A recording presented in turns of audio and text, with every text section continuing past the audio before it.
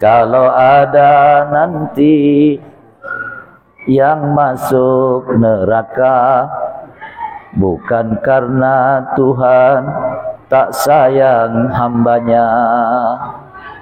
Semua terserah Anda.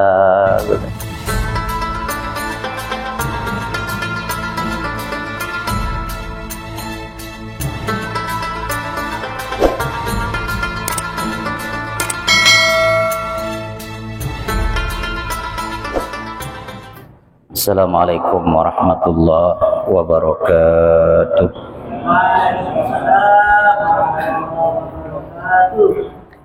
Alhamdulillahi rabbil alamin. Wa bihi nasta'inu ala umurid dunya waddin. Wassalatu wassalamu ala asyrafil anbiya'i wal mursalin, Sayyidina Muhammadin wa ala alihi wa ashabihi ajma'in. Amma ba'du. Jamaah kaum muslimin dan muslimat Masjid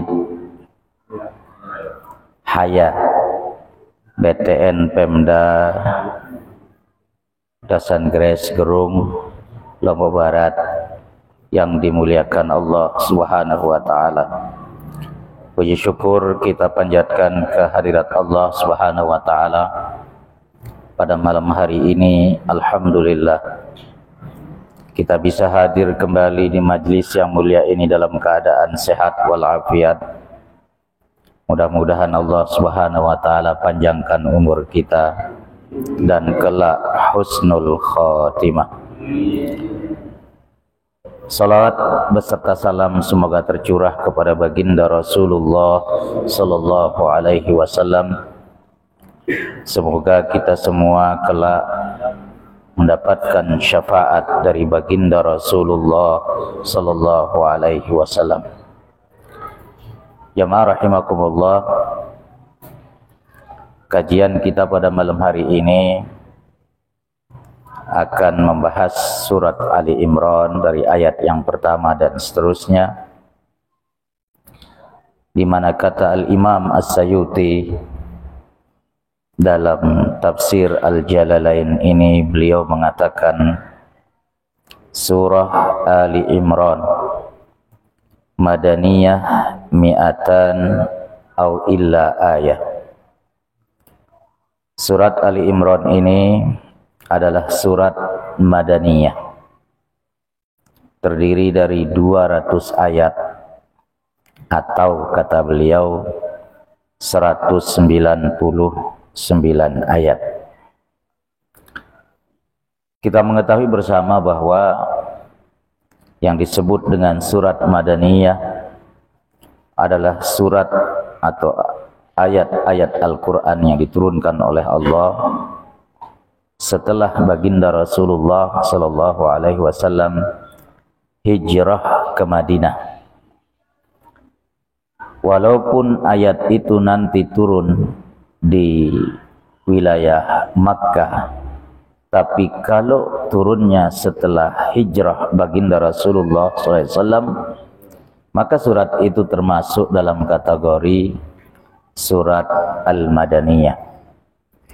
Misalnya ayat ketiga dari surat Al-Maidah, ayat yang sangat terkenal sekali, Al-yawma akmaltu lakum dinakum wa atmamtu alaikum ni'mati wa raditu lakumul Islam madina. Ayat ini diturunkan oleh Allah sewaktu Rasulullah sallallahu alaihi wasallam sedang berada di padang Arafah saat beliau sedang mengerjakan haji wida atau haji wada. Tentu ayat ini turun jauh hari setelah Rasulullah hijrah ke Madinah. Tempat turunnya di Arafah. Arafah sangat dekat dengan Makkah. Namun walaupun ia turun di wilayah Makkah dan sekitarnya, ia masuk dalam kategori surat Al-Madaniyah karena definisi surat Al-Madaniyah surat-surat atau ayat-ayat Al-Quran yang diturunkan kepada baginda Nabi setelah beliau berhijrah ke Madinah walaupun ayat itu tidak turun persis ketika beliau berada di kota Madinah. Nah, surat Ali Imran ini jamaah rahimakumullah, semua ayatnya adalah madaniyah,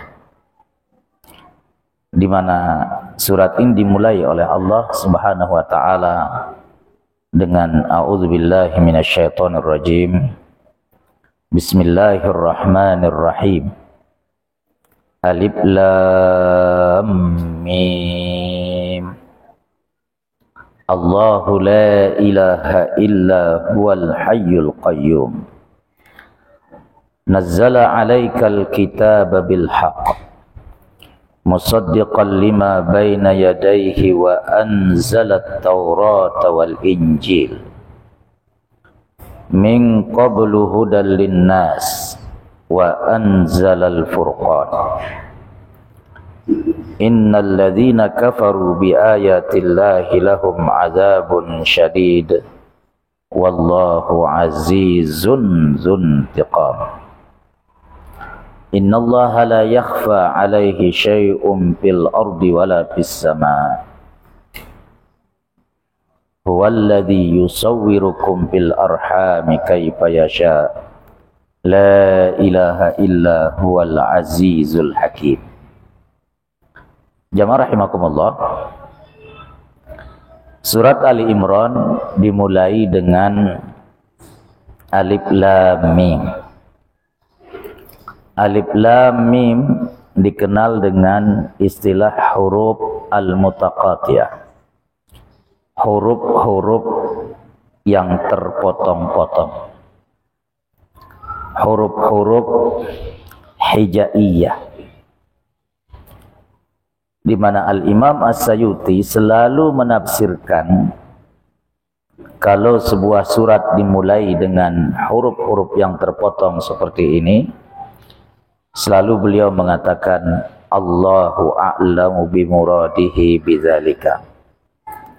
Allah lah yang paling tahu apa maksud dari huruf-huruf yang terpotong-potong ini. Dan saya sering menyampaikan bahwa Allah Subhanahu wa taala sengaja menyebut beberapa surat diawali dengan huruf-huruf yang terpotong-potong. Ini sebagai salah satu bukti mukjizat Al-Quran, di mana Rasulullah Sallallahu Alaihi Wasallam Al-Quran menyebutnya dengan sebutan An-Nabiyul Ummi, Nabi yang ummi. Makna dari ummi, la ya'riful qira'ata walal kitabata. Beliau tidak bisa membaca, tidak bisa juga menulis. Tapi itu bukan kelemahan, tapi justru itu adalah kelebihan, di mana Allah Subhanahu wa taala sengaja membuat beliau ummi, tidak mampu membaca dan tidak mampu menulis, agar kiranya manusia saat itu, manusia yang hidup saat ini dan manusia yang hidup di masa yang akan datang percaya bahwa Al-Quran ini datangnya dari Allah Subhanahu wa taala. Karena tidak mungkin seorang yang ummi, seorang yang tidak mampu membaca dan menulis akan mampu mendatangkan ayat-ayat Al-Quran yang kemudian di belakang hari dibuktikan kebenarannya dengan sains, teknologi, dan ilmu pengetahuan. Sekali lagi, agar manusia percaya bahwa Al-Quran ini bukan datang dari seorang Muhammad yang ummi, tapi datang dari Allah Subhanahu wa ta'ala. Allah memulai beberapa surat dalam Al-Quran dengan huruf-huruf yang terpotong seperti ini. Karena dalam bahasa Arab, jamaah rahimakumullah, sehebat apapun orang Arab, setinggi apapun pengertiannya dalam bahasa Arab, tidak ada satupun yang mampu memberikan makna dan pengertian. Apa makna alif, apa makna lam, apa makna mim. Karena dalam bahasa Arab memang tidak dikenal. Sengaja Allah Subhanahu wa taala memulai beberapa surat-surat dalam Al-Qur'an dengan huruf-huruf yang terpotong-potong itu, agar kiranya orang-orang Arab ketika itu sadar bahwa tidak mungkin seorang Muhammad yang ummi, yang tidak mampu membaca dan tidak mampu menulis, walaupun ia orang Arab, para penyair-penyair Arab, sastrawan-sastrawan Arab yang luar biasa pengetahuannya tentang bahasa Arab, jangankan Muhammad seorang yang ummi, yang hebat-hebat dan menguasai ilmu bahasa Arab pun tidak mampu memahami apa makna dari alif, apa makna dari lam, apa makna dari mim. Maka selalu Al-Imam As-Sayuti menafsirkannya dengan Allahu a'lamu bimuradihi bidzalika.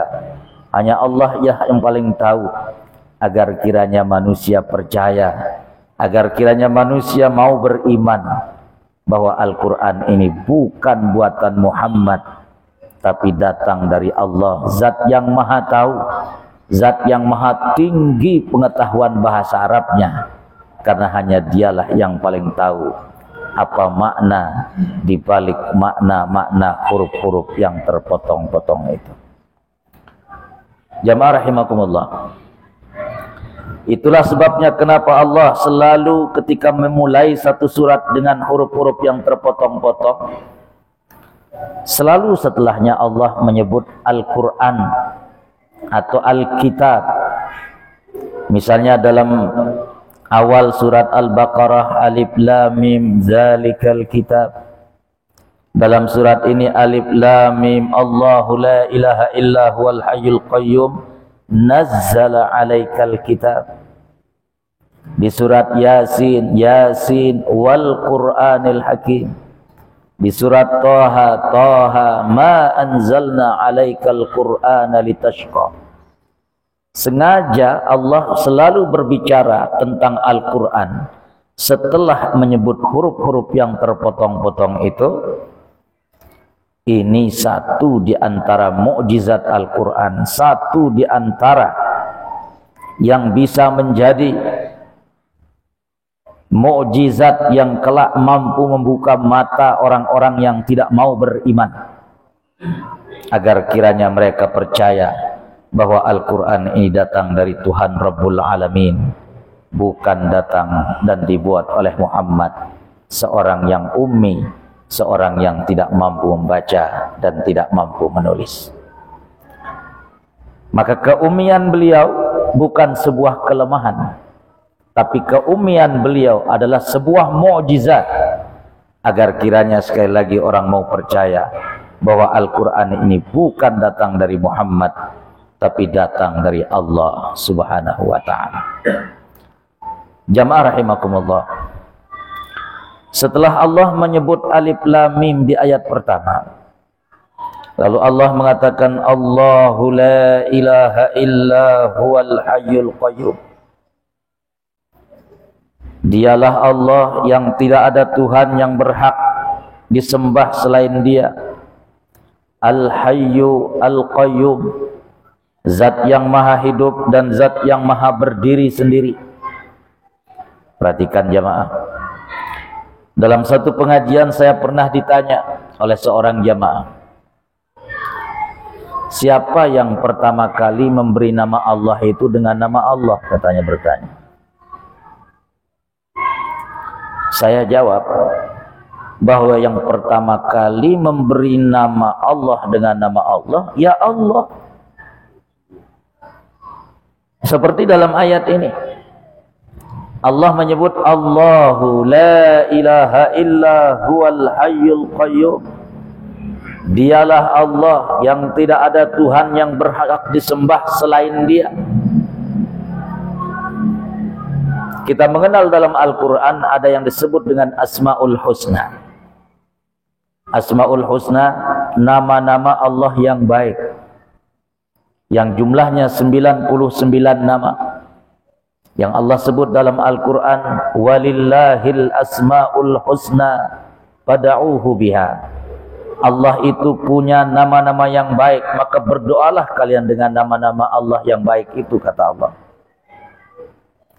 Dalam satu hadis, ketika Rasulullah SAW mendengar seorang sahabat berdoa di sampingnya, sahabat itu berdoa dengan mengatakan, Allahumma inni atawassalu ilaika bikulli ismin huwa laka samaita bihi nafsaka aw anzaltahu fi kitabika aw 'allamtahu ahadan min khalqika aw ista'sartahu fi ilmil ghaibi 'indaka. Ya Allah, kata sahabat ini, saya bertawassul kepadamu ya Allah. Allahumma inni as'aluka bikulli ismin huwa laka. Saya memohon kepadamu ya Allah. Ini juga salah satu maknanya, saya bertawassul kepadamu ya Allah, bikulli ismin huwa laka, dengan segala nama yang menjadi milikmu, samaita bihi nafsaka, yang engkau sendiri yang memberikan nama dengan nama-nama itu, au anzaltahu fi kitabika, atau yang engkau turunkan nama-nama itu dalam kitab sucimu, au 'allamtahu ahadam min khalqika, atau yang engkau beri pengetahuan, yang engkau ajarkan kepada salah satu di antara hamba-hambamu, au ista'sartahu fi ilmil ghaibi 'indaka, atau yang engkau sembunyikan dalam ilmu gaibmu yang hanya engkau yang mengetahuinya. Perhatikan jamaah rahimakumullah, berdasarkan hadis ini, dan hadis ini hadis sahih, Nabi mengatakan siapa yang mengawali doanya dengan berdoa seperti ini, Allah Subhanahu wa ta'ala pasti akan mengabulkan doanya. Yang kedua, dalam doa ini sang sahabat yang berdoa tadi mengatakan, au ista'sartahu fi ilmil ghaibi 'indaka. Saya memohon juga kepadamu, saya bertawassul kepadamu ya Allah, dengan nama-namamu yang engkau sembunyikan di ilmu gaibmu dan hanya engkau yang maha mengetahuinya. Sebagian ulama berkata bahwa asma'ullah al-husna itu bukan 99 banyaknya. 999 itu memang ada disebut dalam hadis Nabi. Innalillahi tis'atun wa tis'una isman man ahsaha dakhalal jannah, kata Nabi. Sesungguhnya Allah punya 99 nama. Siapa yang menghafalnya akan masuk surga. Maksud hadis ini, kata seorang ulama, Allah menyebut 99 namanya dalam Al-Quran. Siapa yang menghafal 99 nama yang Allah sebut dalam Al-Quran, itu akan masuk surga. Tetapi asma'ullah itu tidak terbatas hanya pada 99 nama saja. Nama Allah itu banyak, dan tentu banyak nama Allah, di mana nama Allah itu ada yang Allah sembunyikan dan hanya Allah yang maha mengetahuinya. Ada yang Allah beritahukan kepada salah satu di antara hambanya. Misalnya, mohon maaf, di zaman Nabi Sulaiman ada seorang waliullah, orang dekatnya Nabi Sulaiman, yang mampu memindahkan singgasana Balqis hanya dalam kerdipan mata. Di mana dia, kata para ulama tafsir, ya'rif ismallahil azam.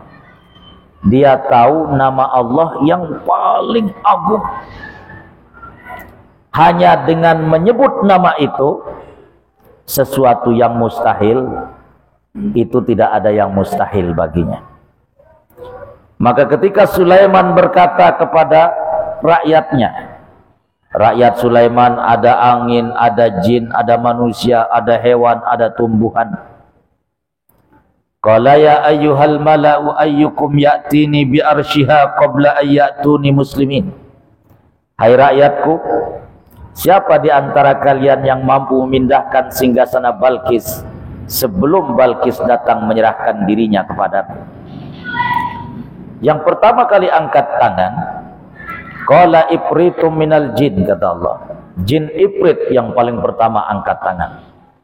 Kata jin ifrit, ana atika bihi qabla an taquma min maqamik. Saya bisa pindahkan singgasana Balkis.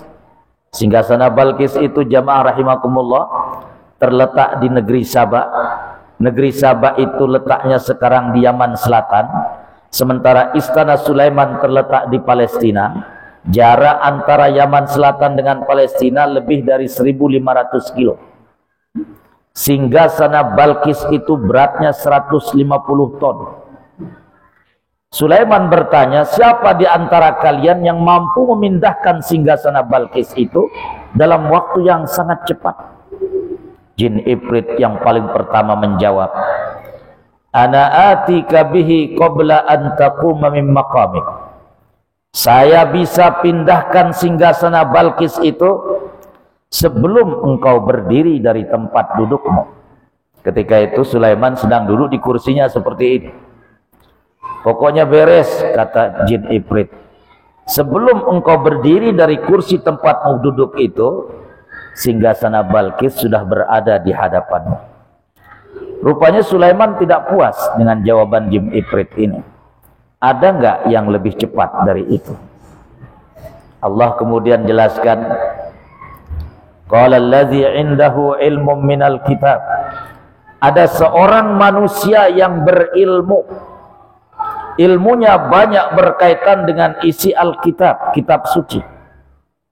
Para ulama mengatakan namanya Asib bin Barkhaya namanya. Dialah yang angkat tangan di hadapan Nabi Sulaiman. Dia mengatakan, ana atika bihi qabla ayyartadda ilaika tarfu. Sulaiman, jikalau tadi jin Ifrit mengatakan ia mampu memindahkan singgasana Balkis sebelum engkau berdiri dari tempat dudukmu, aku bisa lebih cepat dari itu, yaitu sebelum engkau mengerdipkan matamu.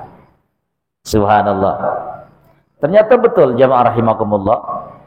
Belum Sulaiman mengerdipkan matanya, falamma ra'ahu mustaqirran indahu, belum Sulaiman mengerdipkan matanya, hadza min fadli rabbi liyabluwani aashkuru am akfur. Belum Sulaiman mengerdipkan matanya, singgasana Balkis yang beratnya 150 ton, jaraknya lebih dari 1.500 kilo, itu sudah berada di hadapannya. Maka Sulaiman berkata, hadza min fadli rabbi, ini adalah anugerah yang Allah berikan kepada saya. Liyabluwani aashkuru am akfur. Allah ingin menguji saya, apakah saya termasuk hamba yang bersyukur ataukah hamba yang kufur. Kata para ulama tafsir jamaah rahimakumullah, Asib bin Barkhaya ini ya'rif ismallahil azam.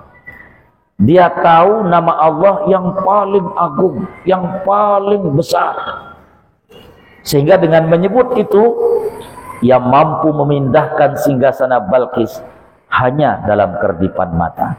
Dan nama itu gak ada Allah sebut dalam Al-Quran. Itulah sebabnya tadi sebagian ulama mengatakan, Asmaul Husna, betul Allah sebut jumlahnya dalam Al-Quran 99. Itu yang disebut dalam Al-Quran.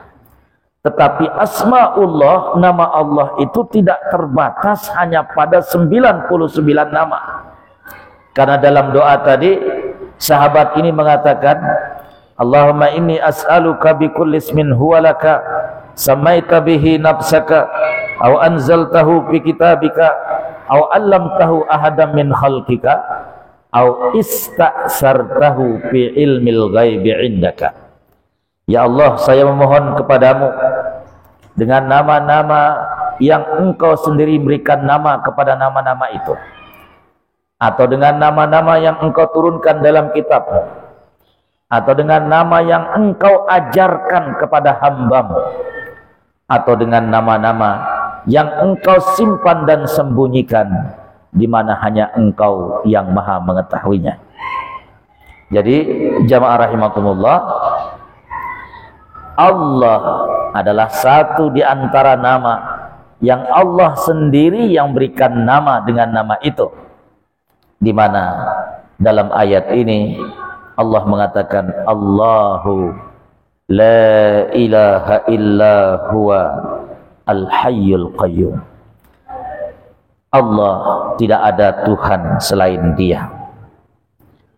Al-hayyu, zat yang maha hidup. Al-qayyum, zat yang maha berdiri.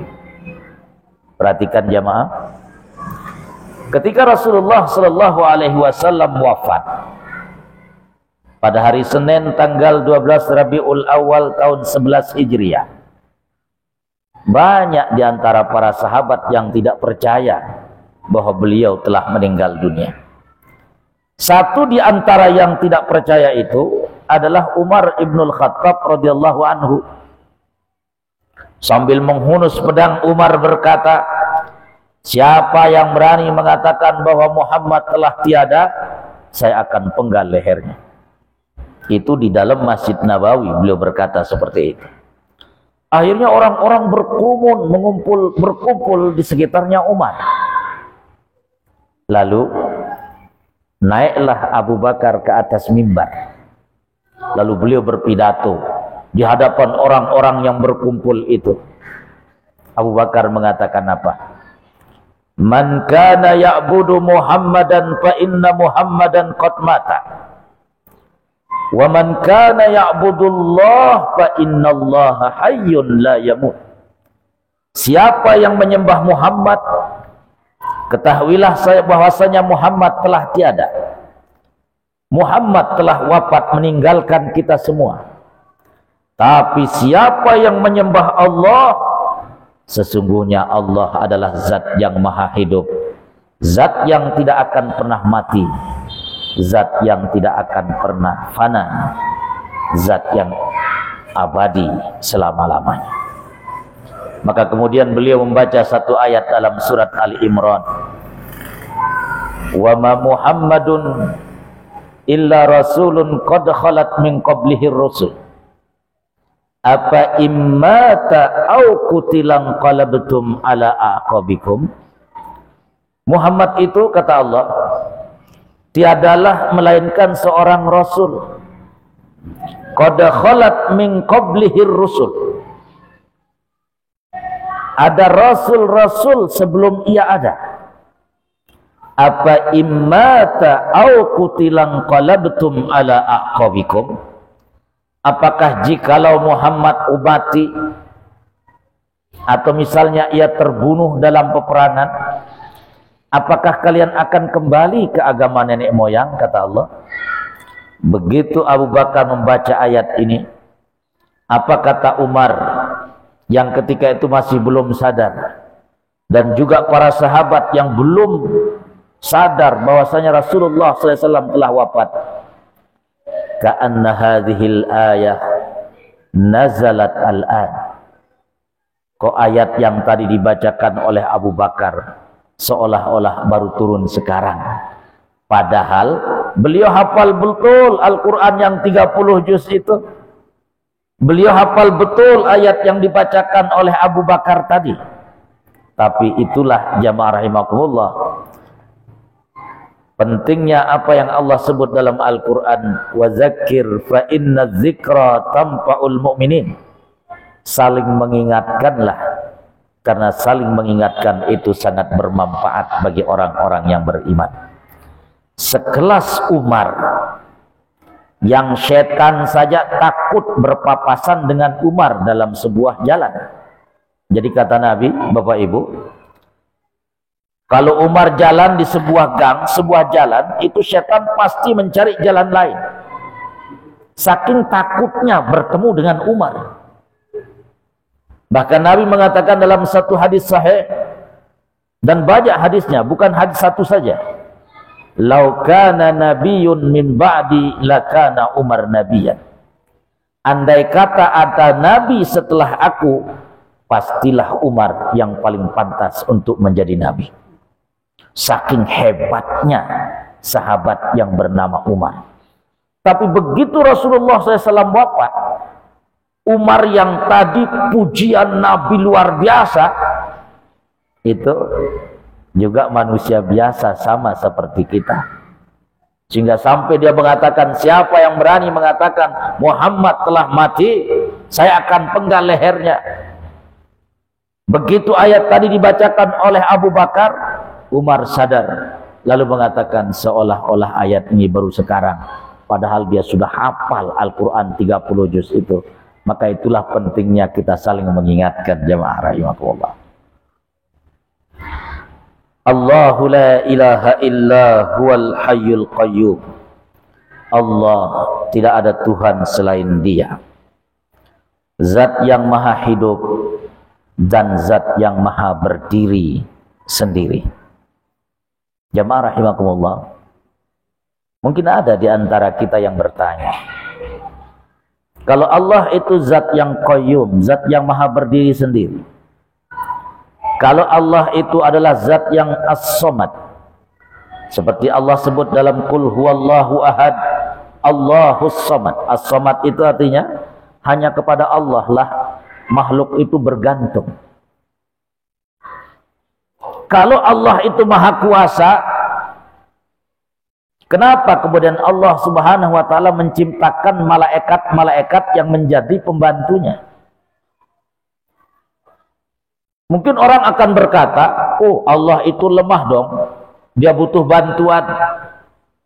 Ada malaikat Israel peniup malaikat pencabut nyawa, ada Israfil peniup sangkakala, ada malaikat Ridwan penjaga surga, ada malaikat Raqib dan Atid yang selalu menjaga dan mencatat amal perbuatan kita.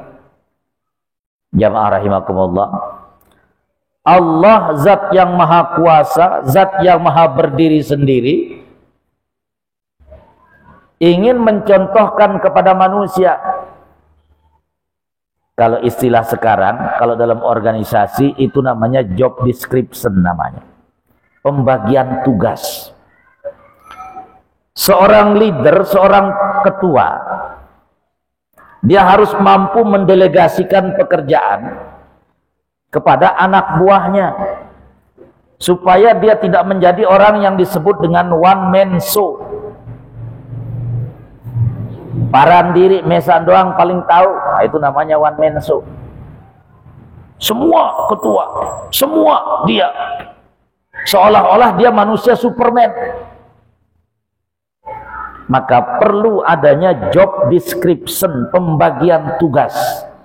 Dan Allah Subhanahu wa ta'ala mengajarkan kita dengan adanya malaikat-malaikat itu, Allah ingin bagi-bagi tugas. Bukan Allah tidak kuasa, bukan Allah tidak mampu, tapi agar kiranya manusia sadar, jangan ada yang merasa dirinya sebagai Superman, kemudian one man show, semua serba dia yang paling bisa. Nah, Allah ajarkan kita dengan adanya para malaikat yang menjadi pembantu-pembantunya. Nazzala alaikal kitaba bil haqq. Nazzala alaikal kitaba bil haqq. Ay Al-Quran.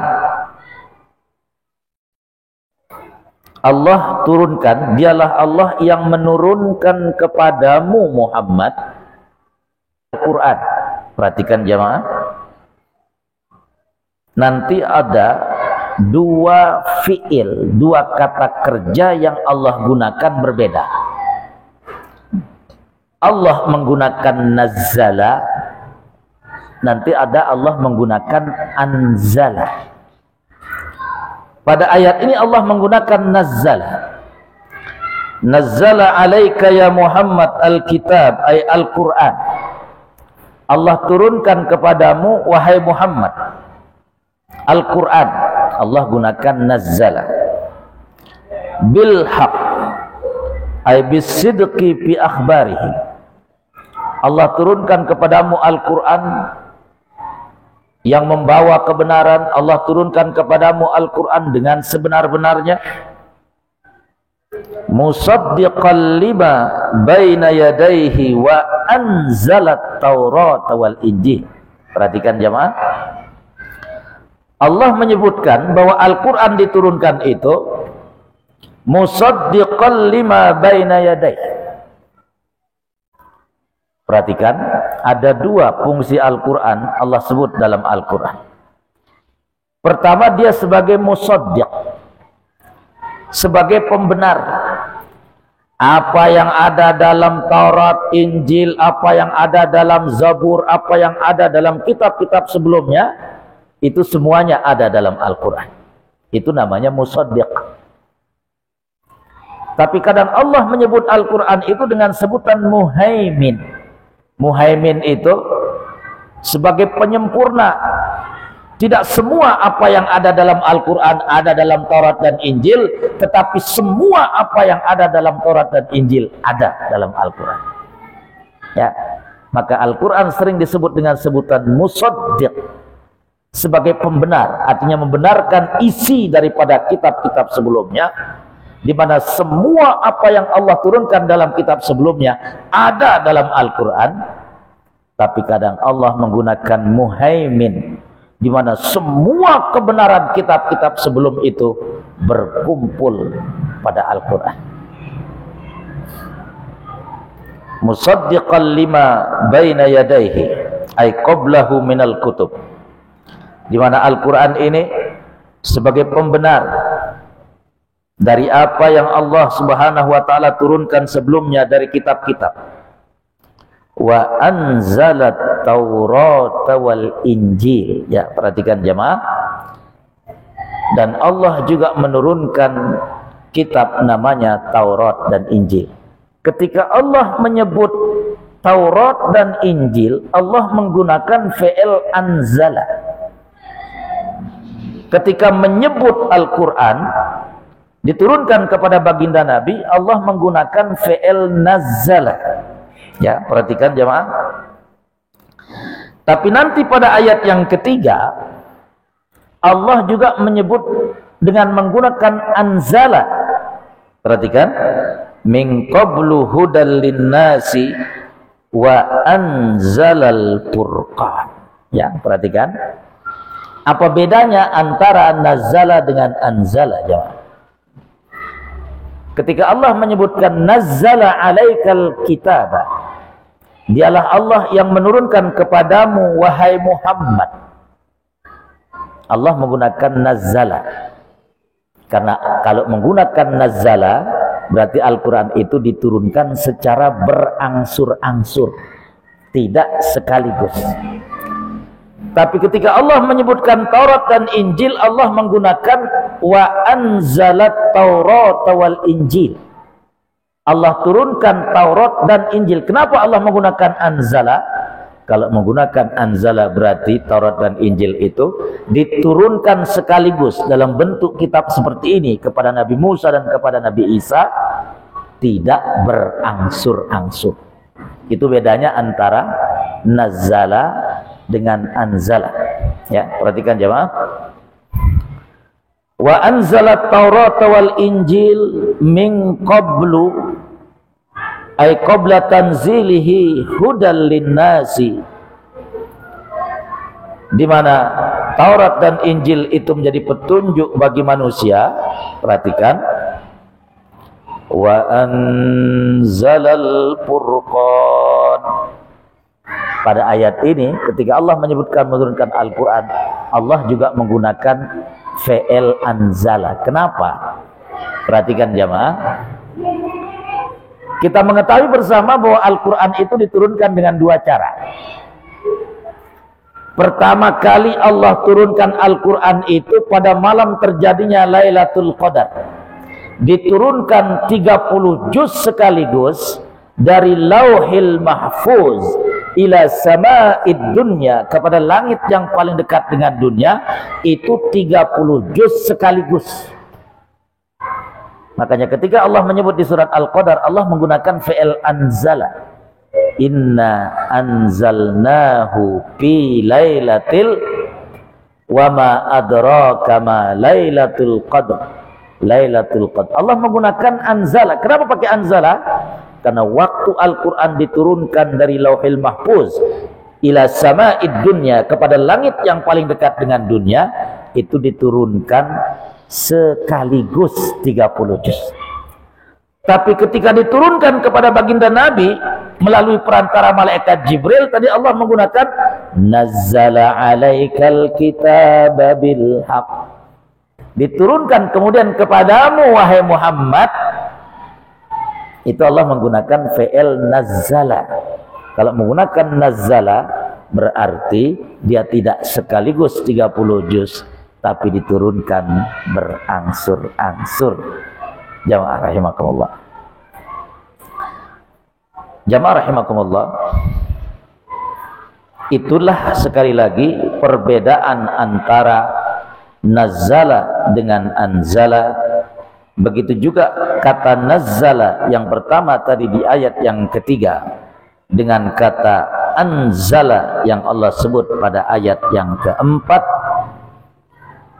di mana cara penurunan Al-Quran kepada Nabi atau Al-Quran diturunkan tadi dengan dua cara. Pertama dari Lauhil Mahfuz kepada langit yang paling dekat dengan dunia, itu 30 juz sekaligus. Sementara dari sama'id dunya melalui perantara Jibril kepada baginda Nabi, itu menggunakan nazzala karena diturunkan kepada Nabi berangsur-angsur selama 23 tahun. Jamaah rahimakumullah. Innal ladzina kafaru bi ayatillahi lahum adzabun syadidun wallahu azizun dzuntiqam. Sesungguhnya orang-orang yang kufur terhadap kebenaran ayat-ayat Allah, kata Allah, ay Al-Quran wa gairihi, baik kufur kepada Al-Quran maupun kufur kepada kitab-kitab suci Allah yang lainnya, seperti Taurat, Injil, Zabur dan lain-lain. Lahum adzabun syadidun, mereka kelak akan mendapatkan azab yang luar biasa pedihnya. Wallahu azizun dzuntiqam, Allah adalah zat yang maha aziz, ghalibun ala amrihi, fala yamna'hu min syai'in min injazi wa'dihi. Jadi Allah adalah zat yang aziz, zat yang maha gagah perkasa, yang tidak akan mampu seorang pun yang akan mengalahkannya. Kemudian Allah mengatakan azizun dzuntiqam, Allah itu juga zat yang maha membalas. Tapi Allah bukan balas dendam, tapi Allah itu zat yang maha membalas. Kenapa Allah membalas? Karena Allah itu maha adil. Kalau Allah tidak maha adil, perhatikan jamaah rahimakumullah, maka akan terjadi kezaliman. Dunia ini banyak pengadilan, tapi karena keadilan tidak terjadi, kezaliman terjadi di mana-mana. Di akhirat, kenapa nanti Allah kemudian membalas orang-orang yang di atas dunia itu zalim, selamat dari hukum pengadilan?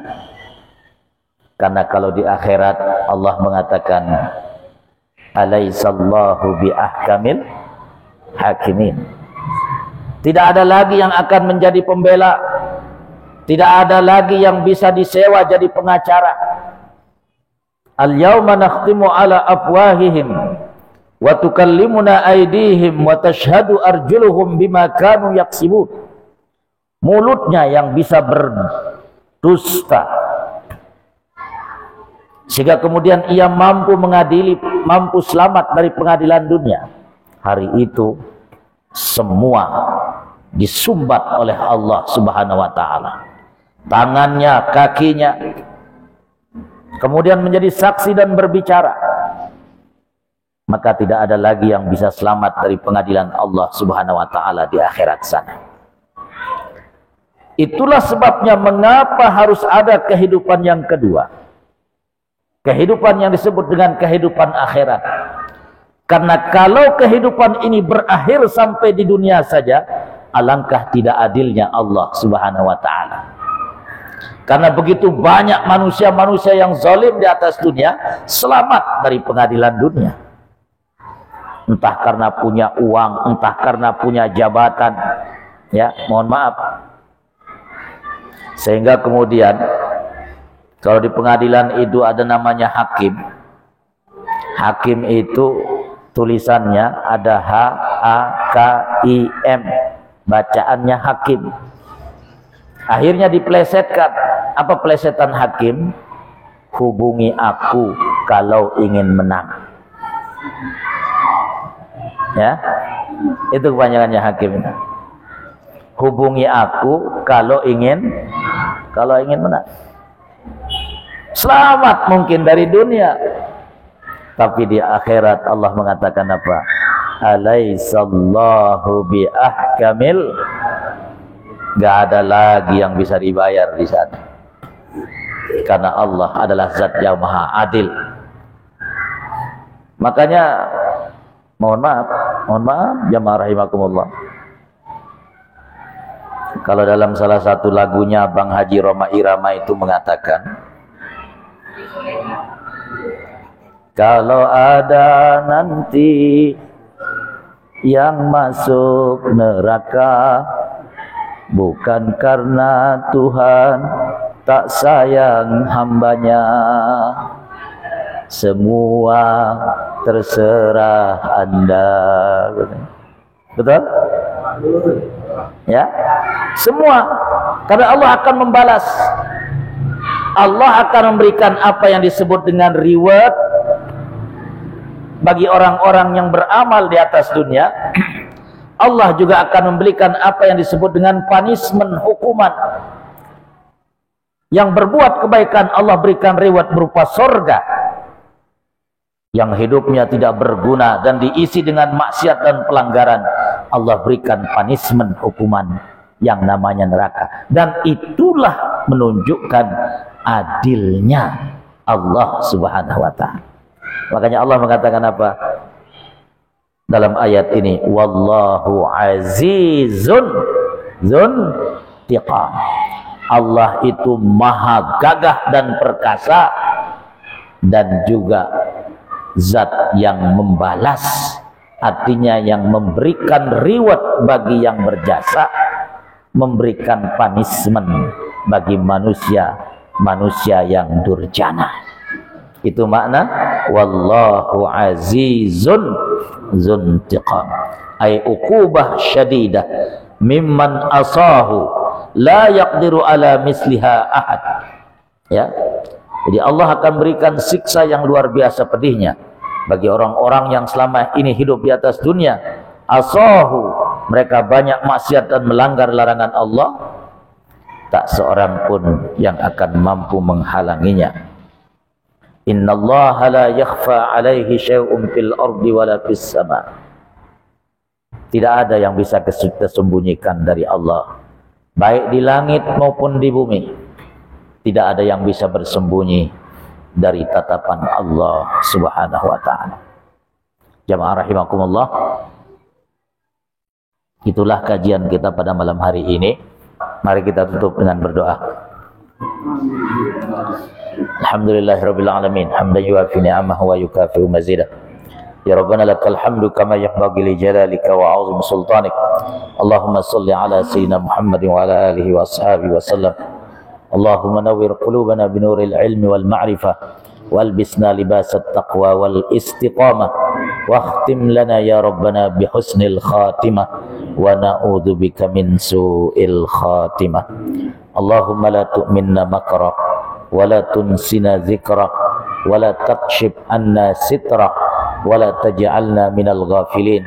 Allahumma astur uyubana waqshib kurubana wa aslih ahwalana wa ballighna amalana waj'al bil khairati ishtighalana.